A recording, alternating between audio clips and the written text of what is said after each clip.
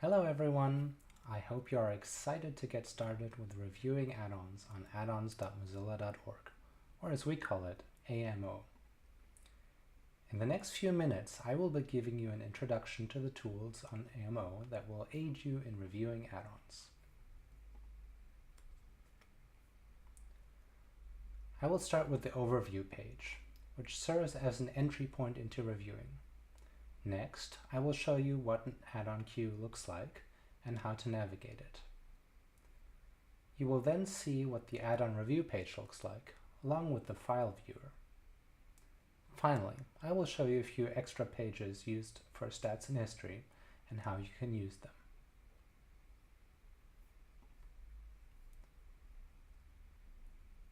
The overview page shows you all the reviewer tools you have access to. You can access it at the address mentioned here, reviewers.addons.mozilla.org/reviewers.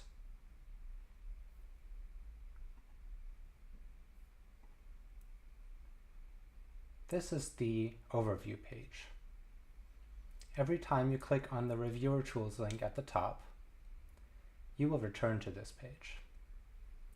If we click the auto approve add-ons queue right here, we can move on to the queue page.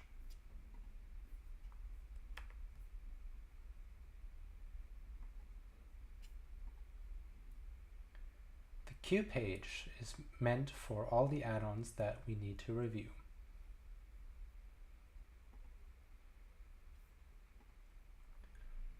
This is the queue page. You can see a list of add-ons that need to be reviewed, along with a few columns with information about each add-on. Let's start with the flags column. The flags column has information about each add-on, such as what type of add-on it is. The WX stands for web extension. Most, if not all, add-ons you will see have this. If we go down a bit further, there's some more flags. You can see a blue eye, which means there's an information request pending. A reviewer has asked the developer for more information, but the developer has not yet responded. The golden eye means the information request has expired, which usually means it has been waiting on a response from the developer for more than 7 days. Admins will take care of processing expired information requests. This is a good sign you can skip the review. You can also see a comment icon. It's a person with a speech bubble. This means a reviewer has used the comment action to add a private comment to the review. There is no special attention required for these reviews, so you can ignore this icon. The last review column shows when an add-on has last been reviewed by a human and is also purely informational. Now we get to the most important column in reviewing, the weight. The weight, also known as risk factor, determines how likely it is the add-on will contain policy violations. The risk is calculated on a number of factors, both from the code and the add-on metadata. We'd like you to focus on those add-ons with the highest risk first. These are most important.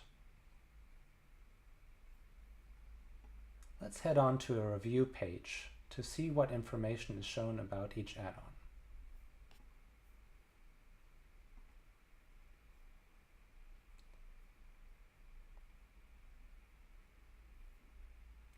Clicking on an entry in the queue will bring you to the review page. At the top, we see some basic information about the add-on, including name, summary, screenshots, and a few other fields mainly interesting for content review. There are two fields I'd like to highlight, since they are also relevant for technical review. First of all, the requires payment field. The developer can set this to yes or no using a checkbox, for example if the add-on can only be used with a paid product. The second one, which is not visible right here, is the privacy policy. If the field is missing, this means there is no privacy policy, which is something you should check during the review. This field is also provided by the developer and will contain information including the data collection policies.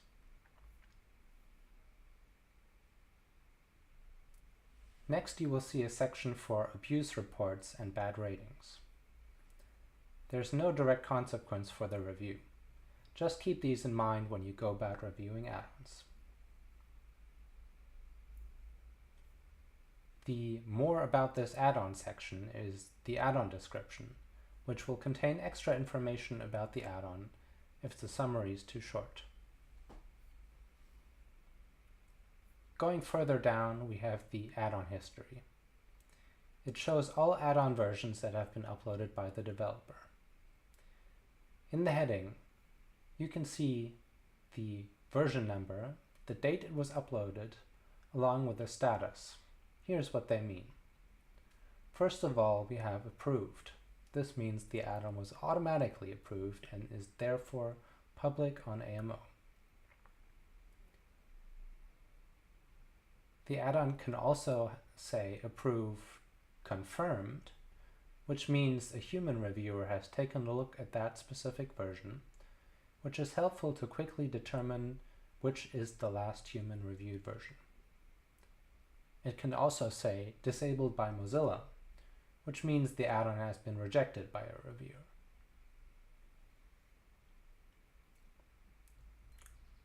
Looking at the entry for a version, on the left side we see a download link, its status again, the web extension permissions for this add-on, and there's also some compatibility information and the risk factor. You can also see a few file actions which include the validation report, which shows you a list of issues from the automatic checks. You will see most of these inline in the file viewer, so usually you don't have to worry about this link. The contents links opens a file viewer with all files in the add-on. There's also a compare link which shows the difference to the last human reviewed version. On the right side, there's a mix of informational messages from the platform and communication between developers and reviewers. Here you can see the version notes, which are set by the developer on upload and are also public to users. There is also an entry for notes to reviewers, which is the first information the developer can provide to reviewers when they upload the add-on. In addition, you will see developer replies and reviewer replies, along with requests for more information. These are created when using the form at the bottom or when responding via email. Once you have completed the review, you can make use of the Review Actions tab strip. Clicking Confirm Approval will allow you to complete the review and confirming that no issues exist. If there is an issue with the add-on, you can select Reject Multiple Versions.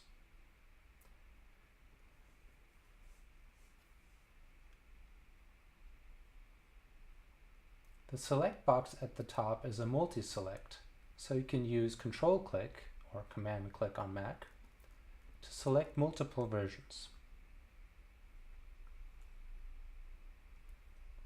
Then you can enter the rejection reasons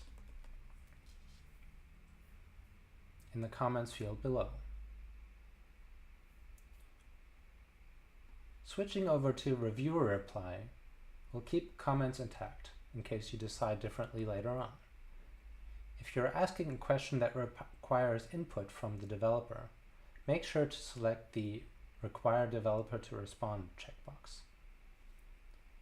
This is very important since it influences which email template is used and how the system categorizes developer responses afterwards.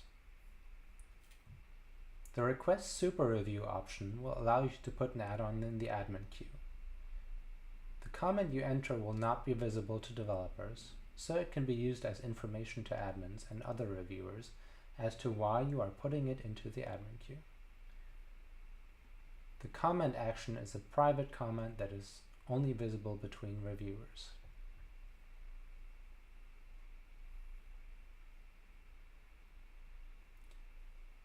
Next, we have a public and private whiteboard. The public whiteboard can be filled out by both the reviewers and the developer. It is mainly used for build instructions or other information that is unrelated to a specific version. The private whiteboard is only visible to reviewers.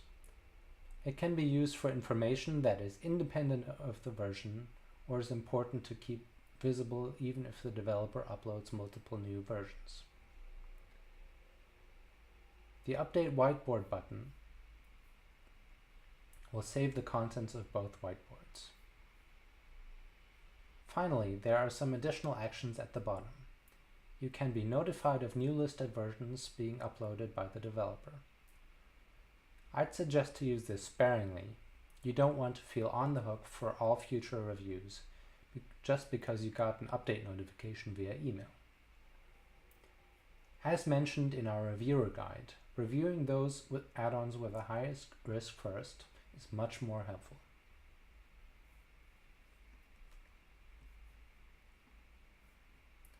Next, we'll take a quick look at the file viewer.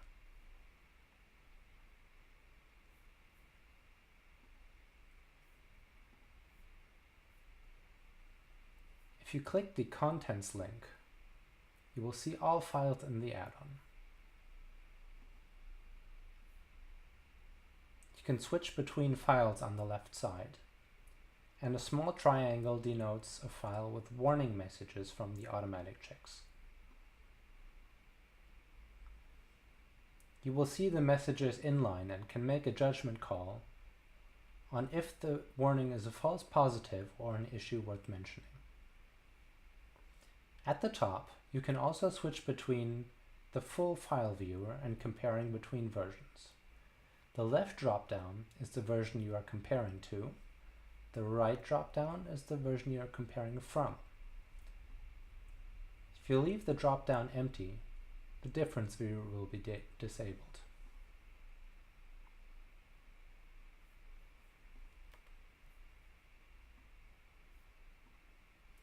Next up, we will go back to the overview page so we can take a look at reviewer performance.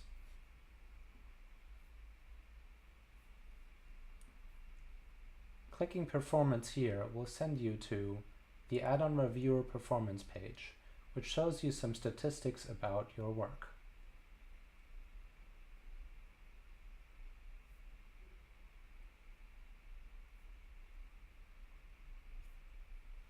If we go back to the overview page, we also see the add-on review log.